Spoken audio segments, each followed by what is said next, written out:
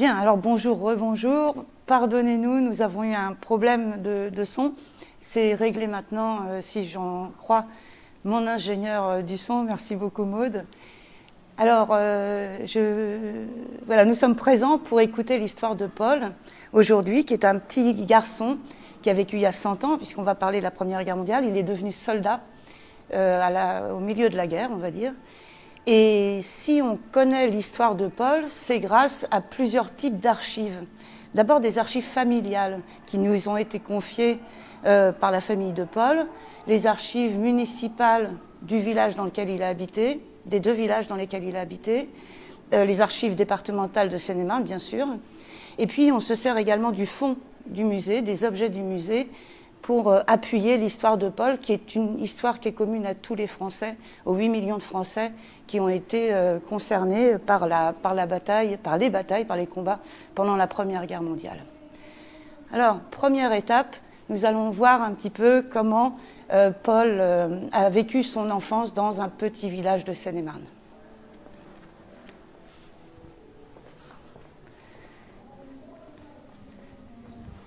Alors Paul, c'est le premier enfant d'une fratrie de 3.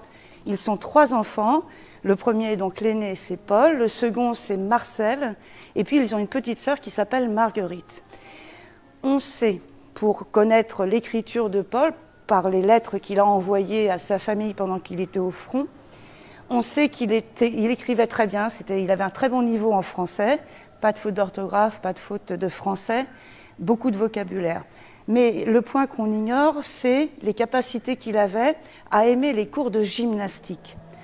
Un point est très important, c'est qu'une discipline qui était commune aux enfants, aux garçons dans les écoles françaises, entre 1870 et la Première Guerre mondiale, c'était les cours de gymnastique, avec à l'intérieur l'apprentissage des fusils.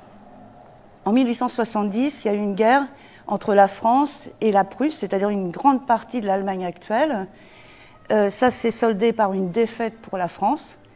Et à la suite de cette défaite, le gouvernement français a dit qu'il fallait absolument qu'on entraîne les soldats français le plus tôt possible, de façon à ce qu'ils soient beaucoup plus efficaces dans le cas d'un futur conflit. Et on a décidé d'introduire dans les cours de gymnastique pour les garçons, alors entre 8 et 10 ans, le maniement des armes sur des fusils en bois. Et à l'intérieur, donc on voit ici un fusil en bois et qui était utilisé, c'est marqué dans les archives municipales du village de Paul, c'est bien marqué qu'on utilisait ce fusil en bois pour montrer le maniement des armes aux jeunes garçons.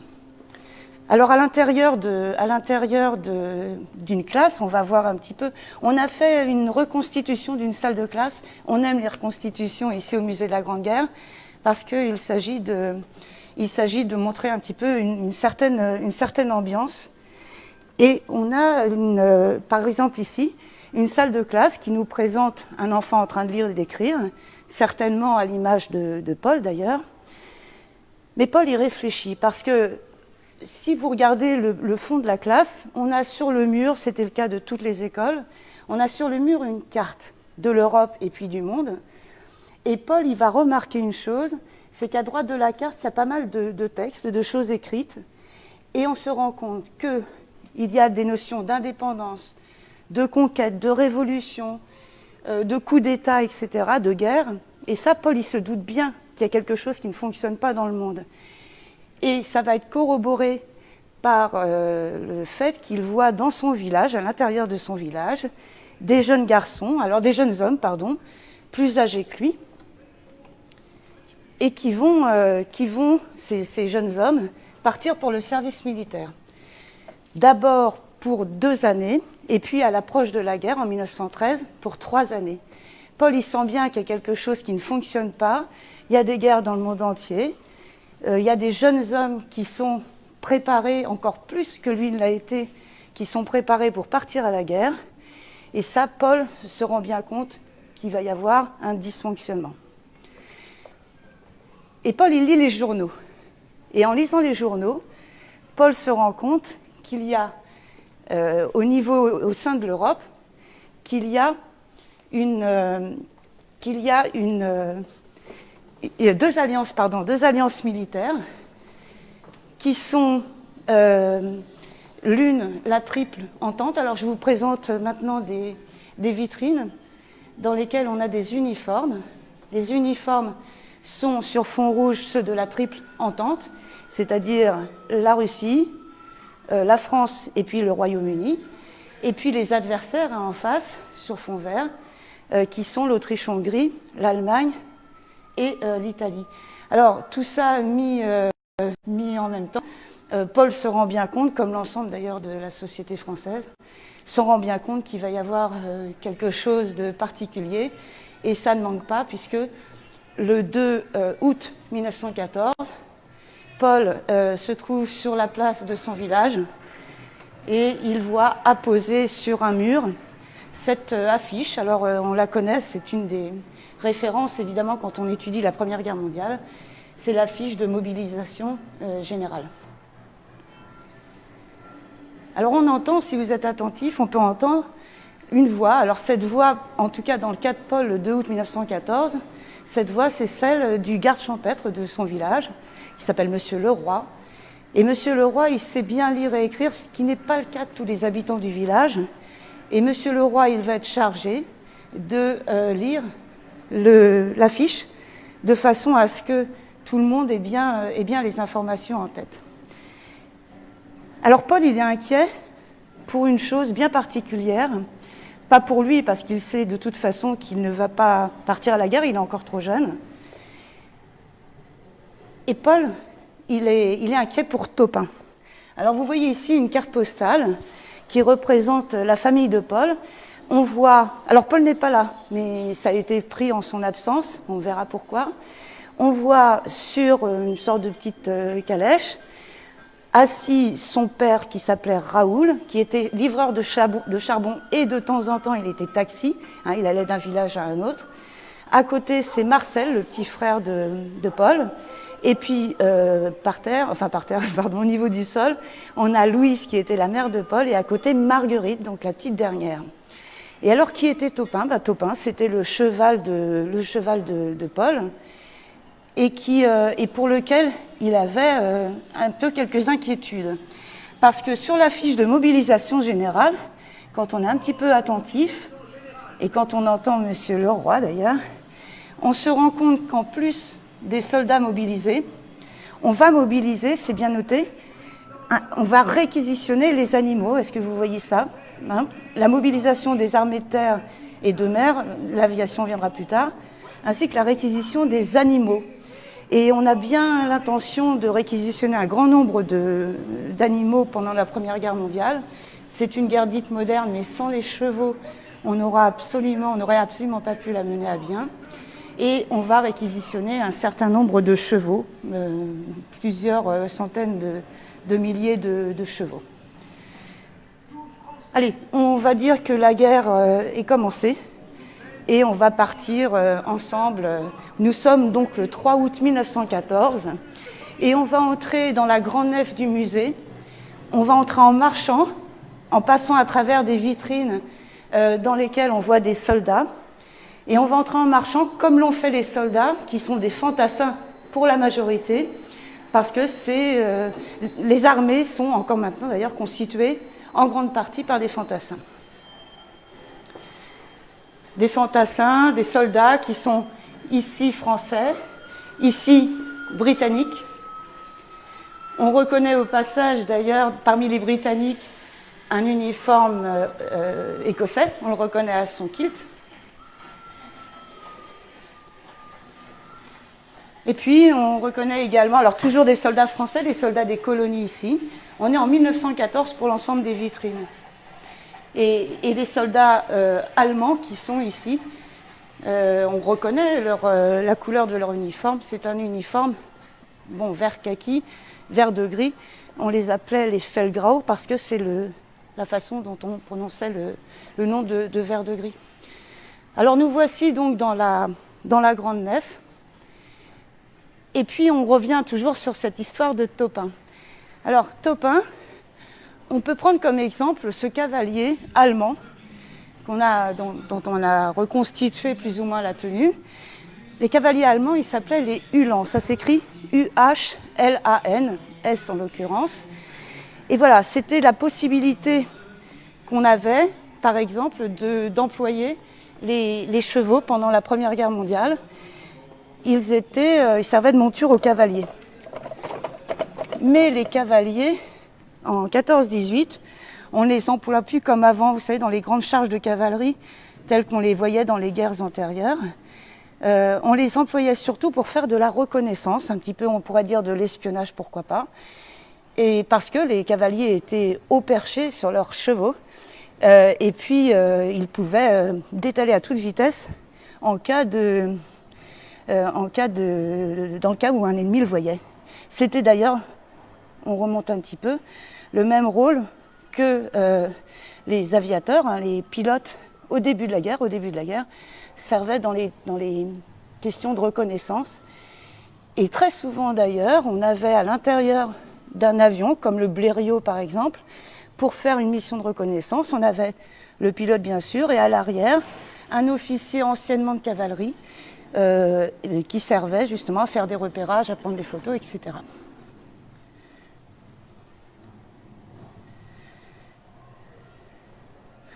Alors, parlons maintenant de Fernand. Alors Fernand, qui était-il? Fernand, c'était l'oncle de Paul. Et Fernand, il avait une mission bien spéciale au sein de l'artillerie.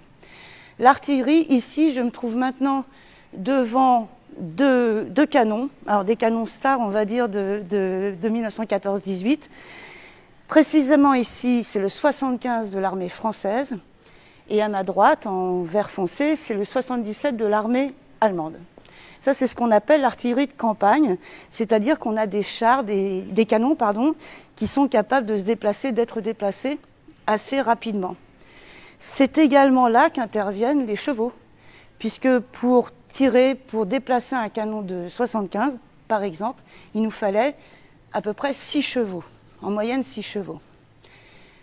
Mais, une petite précision dès maintenant, Topin, le cheval de Paul, ne sera pas réquisitionné, il ne partira pas à la guerre, puisqu'on a des témoignages du fait qu'il reste avec ses propriétaires, donc les parents de Paul, durant toute la guerre. Maintenant, revenons à Fernand. Alors Fernand, lui, il est bien particulier. Il est marié avec Blanche, ils se sont mariés ensemble en 1917, en février 1917. Et Fernand, son métier, c'est menuisier. Il est menuisier, et charron d'ailleurs, ce qui fait que lorsqu'il est réquisitionné pendant la Première Guerre mondiale, Fernand, il a l'habitude de faire des travaux de force. Il est menuisier mais aussi charpentier en même temps. Et donc on va l'utiliser dans ce qu'on appelle l'artillerie lourde. Ici on est devant un canon de 120, c'est l'artillerie lourde. Les canons fonctionnaient avec des obus qui pouvaient faire jusqu'à 20 kg. Là, il faut quelqu'un qui ait l'habitude de porter des charges lourdes. C'est pour ça qu'on va employer, pour l'artillerie lourde en tout cas, des ouvriers, des charpentiers, etc. Et puis, Fernand, il avait une autre qualité professionnelle. Il était également charron, comme son père l'était d'ailleurs.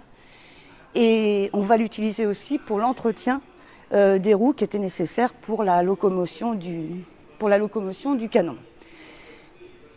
Alors on est en janvier 1916 et ça y est, Paul, malgré le fait qu'il vienne d'avoir 18 ans, Paul va devenir soldat et on va voir une image de lui avec son régiment.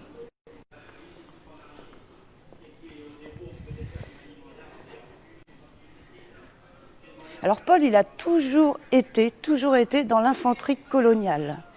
L'infanterie coloniale, c'était une arme qui était réservée, alors pas aux indigènes, hein, on parle de colonies, mais là ça n'était pas le cas. Aux indigènes, les indigènes en général c'était des bataillons de chasseurs à pied, des régiments de chasseurs à pied, de chasseurs indigènes. L'infanterie coloniale, c'était réservé uniquement, à la métropole.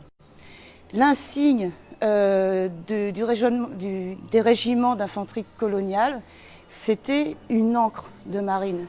Parce que c'était anciennement justement, une arme qui venait de la marine.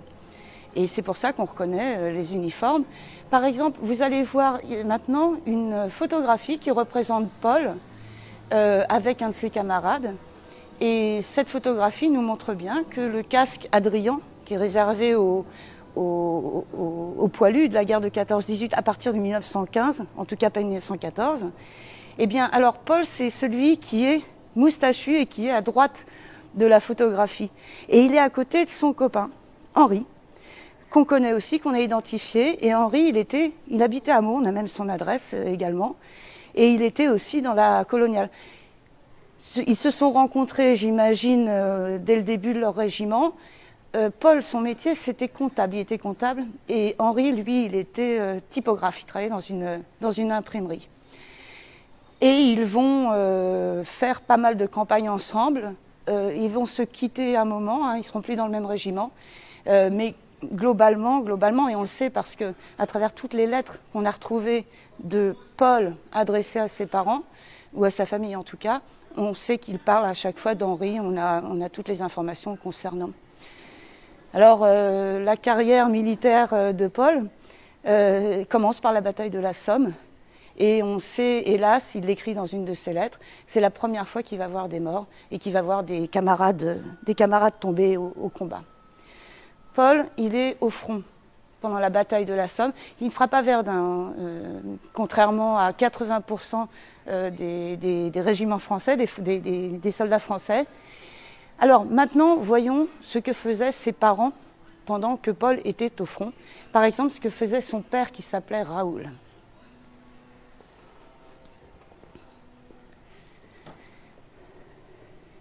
On se dirige vers la salle de la propagande sans surprise, puisque l'argent, c'est le nerf de la guerre, on le dit souvent. Et pour faire la guerre, on a besoin d'avoir beaucoup d'argent. Ça va servir à la nourriture des soldats, à l'approvisionnement de tout un tas de denrées. Ça va servir aussi à l'approvisionnement en munitions. Et c'est pour ça que l'État français va, à partir de 1915, lancer un emprunt annuel de façon à demander aux civils qui ne participaient pas physiquement à la guerre d'y participer, au moins financièrement. Et c'est ce que va faire Raoul, donc le père de Paul. On est ici devant une reproduction, un facsimilé, deux facsimilés qui nous intéressent, qui concernent le deuxième emprunt de la Défense nationale. C'est à celui-ci, au moins à celui-ci en tout cas, que Raoul, le père de Paul, a participé. Et vous voyez qu'on demande un effort très particulier aux civils, financiers, pas que, mais ce qui nous concerne aujourd'hui, c'est l'effort financier. Et on voit par exemple sur cette affiche, donc la représentation, une double représentation de Marianne, ici, et puis ici, vous reconnaissez peut-être la statue, la Marseillaise de Rude, qui se trouve sur notre arc de triomphe de l'Étoile. Les vieilles personnes participent, les femmes participent, les enfants participent non pas financièrement quand ils sont des garçons, mais vous voyez, on reconnaît le casque Adrien et un petit enfant du type Pouty, un petit peu angelot, et qui va tirer son glaive. Ça veut dire que lui, il va participer quand il aura grandi, mais en tant que soldat. Et maintenant, que faisait la mère de Paul? On va le voir maintenant. Alors la mère de Paul, elle travaillait, ça n'était pas le cas de toutes les femmes, elle travaillait en dehors de son foyer. Bien entendu, les femmes ont toujours été investies évidemment d'un travail énorme en tant que mère de famille, mais certaines avaient le droit de travailler en dehors du foyer. C'était le cas de la mère de Paul, qui s'appelait Marie-Louise, mais on l'appelait Louise. On va voir ici d'ailleurs un document qui nous informe sur le travail que faisait Louise. Vous avez sur l'image que vous voyez, que vous avez vue et que vous allez voir, eh bien, alors deux choses qui vont nous intéresser. Dans la partie supérieure, c'est le travail de Louise, ce qu'on va aborder maintenant, et dans la partie inférieure, en plus de la photo de Louise, sont laissés passer. Alors, Revenons maintenant sur le premier document. Et vous voyez ici, dans notre couloir des femmes, une revue qui s'appelait La Baïonnette. Celle-ci, elle a été publiée en 1915. Et La Baïonnette nous montre sur cette couverture une femme qui distribue le courrier. C'est une factrice. Eh bien, Marie-Louise, elle travaillait pour les PTT, donc les postes, télégraphes et communications. Alors, elle s'occupait du courrier, bien sûr, mais pas seulement, elle s'occupait aussi du télégraphe. C'est-à-dire que pendant la guerre, pendant toutes ces années de guerre, c'est elle, Marie-Louise, qui a reçu, hélas, les messages qui disaient que tel ou tel enfant du village de Paul était tombé au combat. C'était des nouvelles toujours très tristes. Pour information, entre 14 et 18, dans le village de Paul, il y avait 470 habitants. Eh bien, 26 hommes du village sont morts pendant la Première Guerre mondiale. Une vieille dame du village, d'ailleurs, a raconté plus tard que quand, pendant la Première Guerre mondiale, elle voyait passer la postière, hein, comme on l'appelait, avec l'air un peu triste, alors certainement que Marie-Louise se rendait chez le maire pour lui annoncer la nouvelle, et le maire, lui, allait après retrouver la famille. Eh bien, quand on croisait la postière, avec l'air triste, on la regardait et elle disait tout simplement « encore un ». Et on peut imaginer que pour elle, ça a été une torture à chaque fois de recevoir un télégraphe de l'état-major ou de la préfecture pour dire qu'un enfant a été mort, et en espérant que ce ne soit pas le nom de son fils Paul qui apparaisse. Deuxième document, c'est un laissez-passer qu'on va retrouver donc au nom de Marie-Louise. Une chose qui nous a étonnés au début, le laissez-passer concerne Meaux. Bien sûr que oui, parce que le charbon qui était vendu par Raoul et par Marie-Louise, le charbon, il fallait aller le chercher quelque part, on allait le chercher à Meaux. Donc le laissez-passer concerne Meaux, pas de problème. Mais aussi Paris. Ça, c'était une question qui a été résolue. On a trouvé la réponse parce qu'on sait que Marcel, le petit frère de Paul, souffrait des poumons, probablement la tuberculose, et qu'il devait aller en soins très souvent à la Riboisière, l'hôpital de la Riboisière à Paris, et qu'il est vraisemblable que le laissez-passer de Marie-Louise pour aller à Paris concerne la maladie et les soins de Paul en tout cas. Alors, on a parlé de Paul, de Marcel. Parlons un petit peu de Marguerite maintenant, la dernière de la fratrie, et parlons en même temps, pourquoi pas, d'un trésor. Alors vous allez me suivre, et on va voir des objets qui sont très très beaux, dont on est extrêmement fiers, dans une salle qui fourmille d'éléments extrêmement intéressants. Et pendant ce temps-là, on vous montre l'image qui concerne Marguerite. Et la raison pour laquelle on va entrer dans cette salle, c'est la poste, les courriers, puisqu'on peut comprendre que, je vous ai parlé de trésor à l'instant, pour un soldat qui vit dans les tranchées et dans des conditions extrêmement difficiles, Paul, à un moment, va écrire sur une de ses lettres, ça fait 25 jours que je suis dans la tranchée. 25 jours. Et il dit, j'ai pas changé de, alors il dit liquette, hein, j'ai pas changé de chemise, c'est ça que ça veut dire, et j'ai des totos partout dans la chemise. Les totos, c'était le surnom d'époux. Là, je vous donne une anecdote de ce type-là, mais vous pensez bien évidemment que les conditions de vie dans les tranchées étaient parfaitement épouvantables. Et c'est là qu'interviennent ces objets qu'on voit ici, qui sont des coupe-papier. Je vous ai dit que c'était en rapport avec un trésor. Eh bien, les soldats, on a des multitudes de témoignages dans les lettres de Poilu. Les soldats, quand ils recevaient une lettre, ils l'ouvraient tout doucement pour profiter de ce moment-là et pour ne pas abîmer le courrier. Eh bien, c'est pour ça que certains, en utilisant les moyens du bord, hein, ça c'est de la récupération, on a du laiton par exemple, c'est-à-dire que c'était un matériau assez souple hein, et qui venait de la douille des obus tirés par les canons, enfin des bouts de projectiles en tout cas. Et les soldats, alors français, allemands, peu importe, hein, les soldats dans les tranchées fabriquaient ces coupes-papier de façon à ouvrir les courriers. Et puis alors, Je vais vous montrer maintenant quelque chose que j'ai fabriqué moi-même. Alors, vraiment, là, c'est une invention de ma part, mais c'est une possibilité quand même. Est-ce que vous voyez bien? C'est un petit personnage que j'ai fabriqué en laine et qui s'appelle Nénette. C'est un petit couple de poupées, Nénette et Rintintin, qui étaient fabriqués par les soldats dans leurs tranchées, par les enfants à l'arrière par exemple. En tout cas, on se les offrait d'un côté ou de l'autre, parce que ces deux personnages de Nénette et Rintintin étaient supposés porter chance à celui qui recevait ce petit cadeau. Est-ce que ça a marché? Alors, Paul, il écrivait énormément à sa famille, beaucoup à ses parents, très souvent uniquement, sa mère uniquement répondait, son père jamais. Et il écrivait aussi donc à Marcel, en l'appelant mon frangin. Il écrivait à Marguerite, qui lui réécrivait, elle, mon cher grand frère. Et sans preuve aucune, mais j'en suis presque certaine, Paul devait écrire à Irène, une jeune fille du village. Alors Irène, on la retrouvera plus tard, beaucoup plus tard. On va regarder maintenant, on va se rendre dans le couloir des femmes. Le couloir des femmes, c'est toute une partie de notre exposition permanente. Et on va voir beaucoup de photos. Le rôle des femmes a été énorme. Elles ont été absolument dans tous les corps de métier réservés avant aux hommes, mais vraiment tout, dans le primaire, dans le tertiaire, dans le secondaire.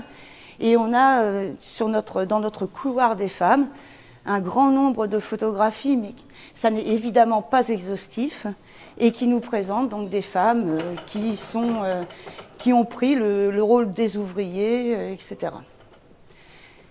Alors, Irène, elle était encore jeune pendant la Première Guerre mondiale, et elle était étudiante, elle étudiait la comptabilité.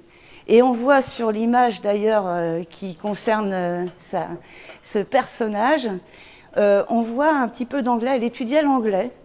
Alors c'était très commun ça, l'anglais pour les jeunes filles. Elle n'apprenait pas ni le latin ni le grec, parce que bon, il ne faut pas non plus exagérer. De toute façon, elle n'avait pas accès au baccalauréat. Mais elles apprenaient aussi l'anglais dans le cadre d'études commerciales, parce qu'on se disait, l'anglais était déjà une langue très utilisée dans le commerce et dans les relations commerciales, et on se disait que peut-être un jour elles auraient été assistantes d'un homme d'affaires et qu'il fallait donc qu'elles connaissent cette langue-là. Alors, en écrivant à son frère, on a retrouvé une lettre de Paul qui a une particularité, c'est que cette lettre, elle est rayée, en partie rayée. Il y a 2 lignes qui sont rayées, et on sait parfaitement qui a rayé cette lettre, cette phrase. C'est la censure.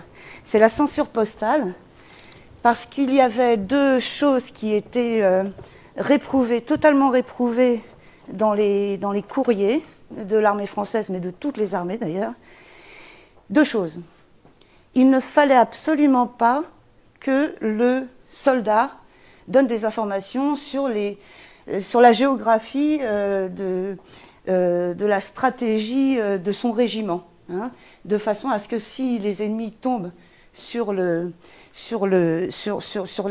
lettre, sur cette lettre, ils ne sachent pas dans quel endroit a été situé tel ou tel régiment. Mais surtout, il ne fallait pas que la famille du soldat, la famille reste à l'arrière, sache qu'il n'avait plus le moral ou sache dans quelles conditions il évoluait. Et dans cette lettre de Paul, je vais vous lire, j'ai réussi évidemment à voir quelle était la phrase qui était rayée, je vous la donne.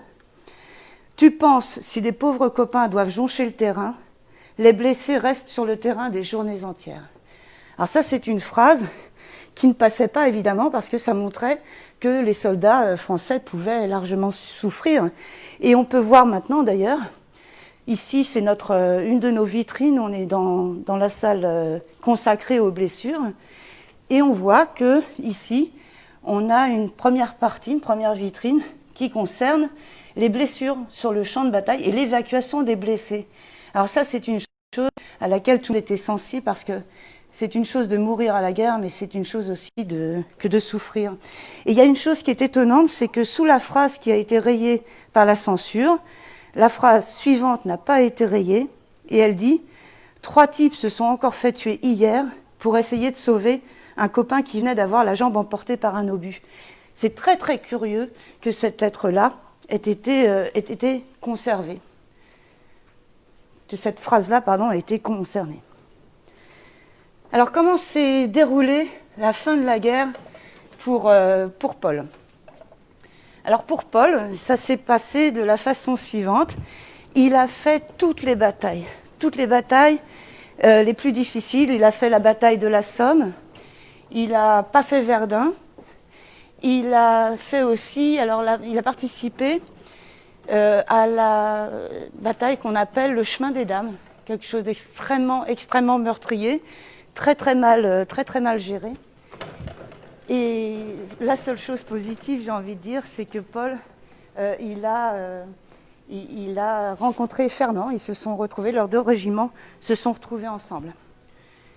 Alors, pour Paul, ça s'est bien passé. Il a une citation, vous avez vu le document, en juin 1918.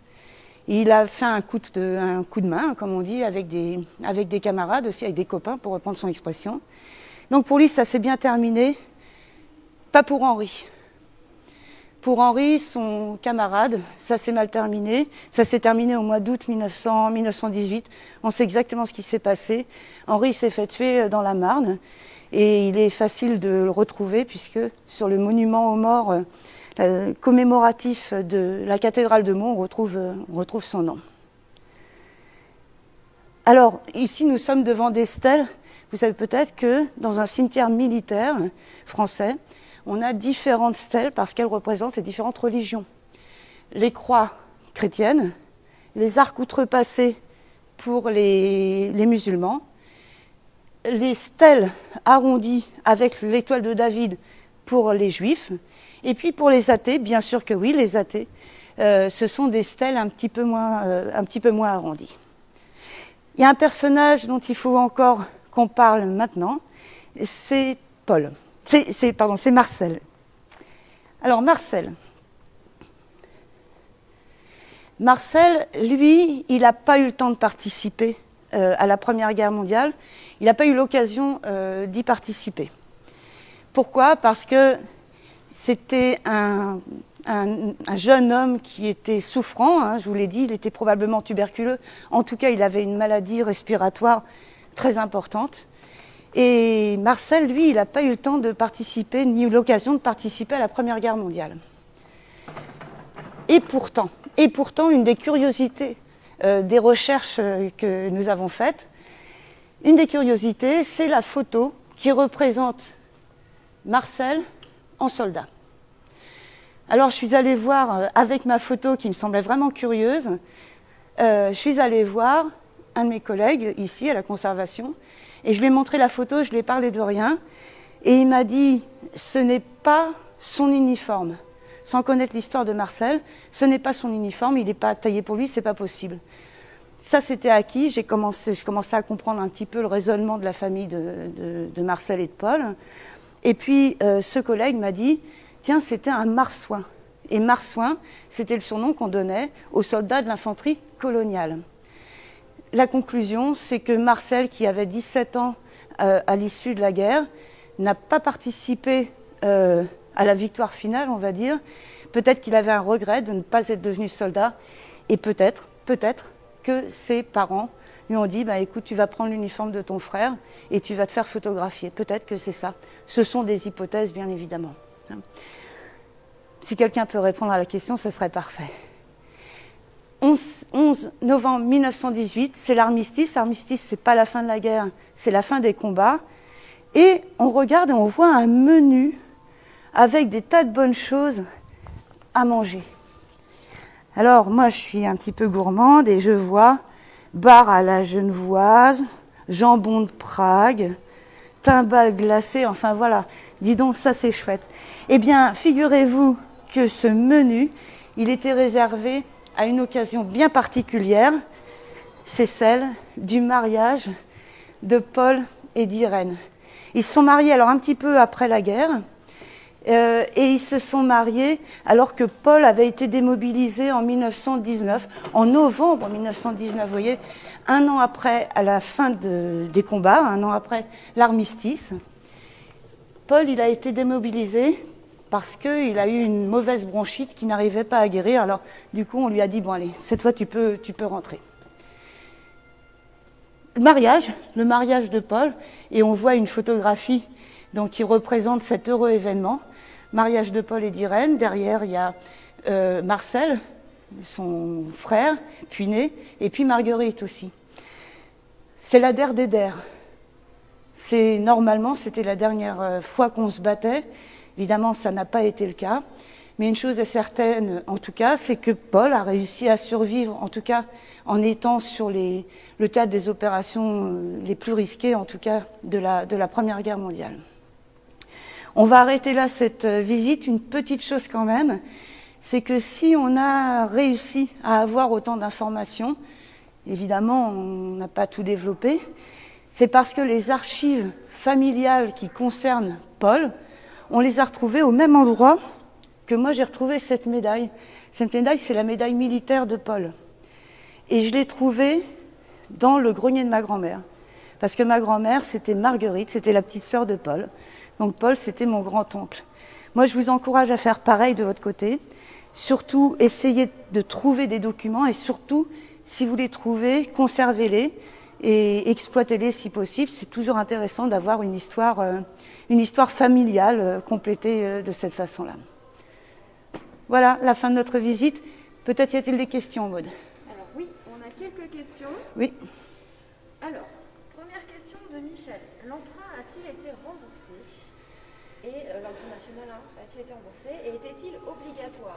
Non, c'était pas obligatoire et c'était pas remboursé non plus. Alors ici, le document que j'ai montré, c'était un petit peu comme un reçu finalement, mais non, ça n'a pas été remboursé, on n'a pas pu du tout, c'était monumental. Je ne sais même pas si c'était vraiment le but d'ailleurs, si c'était vraiment le but de l'État français, ou c'était le but d'ailleurs des civils qui prêtaient leur argent. Est-ce que c'était pas plutôt pour donner un petit coup de main, mais gratuitement entre guillemets.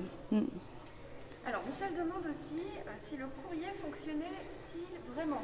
Oui, extrêmement bien. Alors évidemment, de temps en temps, il y avait un petit peu de battement, mais c'était extrêmement bien, c'était très très soutenu. On compte par millions, voire par milliards d'ailleurs, je crois, l'ensemble des courriers qui ont été livrés, tout pays confondu. Les courriers, les colis de moins d'1 kilo, etc. Ça fonctionnait vraiment très très bien. C'était nécessaire. Je parlais de trésor tout à l'heure, mais à raison, c'est que le courrier, c'était l'air frais des combattants. N'oublions pas aussi une chose, c'est que les gouvernements français ont bien compris une chose, c'est que le moral des troupes était capital. Ça s'est bien vu à Verdun, ça s'est encore mieux vu d'ailleurs après le chemin des dames. Et donc, il fallait absolument maintenir un maximum de bon moral dans l'esprit des soldats. Les lettres, un bon acheminement du courrier, en tout cas des nouvelles de l'arrière, était nécessaire pour conserver un bon moral. Alors, j'ai aussi une question de Jean-Pierre qui demande à quel endroit exactement se situait le régiment de Paul sur le chemin des dames. Alors ça, c'est un problème qu'on va retrouver dans les JMO. Alors, de mémoire, là, je ne sais plus, je crois que c'était le 24e ou le 24e régiment d'infanterie coloniale. Faut voir le JMO qu'on retrouve sur le site de Mémoire des Hommes, avec donc journal de marche et opération. C'est dessus, après de mémoire, moi je voulais faire quelque chose d'un petit peu synthétique et j'avoue que j'ai pas bien retenu. Une chose par contre, pour les JMO, le dernier régiment de Paul, c'était le 43e régiment d'infanterie coloniale. On ne connaît pas ses déplacements parce que c'est quelque chose qui manque dans le service des archives de l'armée, donc on n'a pas d'informations. Non, pour le chemin des dames, tel que je ne peux pas répondre, mais on peut regarder le JMO, effectivement. Alors, j'ai une dernière question peut-être, parce que c'est vrai que... Oui. Alors, est-ce qu'il y a des formations au musée qui existent concernant la généalogie des soldats de la guerre de 1914-1918? Alors, on avait essayé avec ma supérieure, Marie Brard, on avait essayé il y a quelques mois maintenant, on avait pensé à faire des séances effectivement de formation, j'aurais pris en charge, de façon à ce que des gens comme nous, possédant quelques archives ou ayant envie de posséder des informations sur tel ou tel parent ancêtre soldat, j'aurais pu faire quelque chose pour faire commencer les recherches, débuter les recherches, et au niveau militaire et un petit peu au niveau familial. Et puis il y a eu le confinement qui s'est présenté et on a laissé tomber le projet, mais peut-être qu'on va, si les demandes se présentent, peut-être qu'on va réfléchir à nouveau à programmer ces séances d'apprentissage, on va dire. Voilà, tout à fait, c'est très bien. Merci beaucoup. Bonne fin de journée à vous tous. Et puis vraiment, soyez attentifs à conserver vos archives et peut-être à marquer les noms derrière les photos, les noms des personnages et des lieux. Au revoir à tous.